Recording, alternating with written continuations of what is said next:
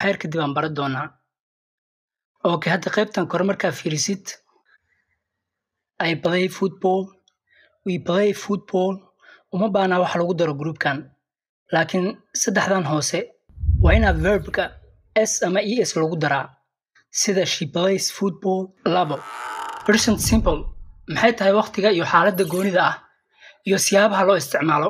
Sharaxaad kooban ayaan ka bixinaynaa. Waa waxyaabaha routinkaaga ah ama habitskaaga ama caadaha u leedahay oo maalin kasta ama mar kasta aad samaysid ama mar kasto dhacaan.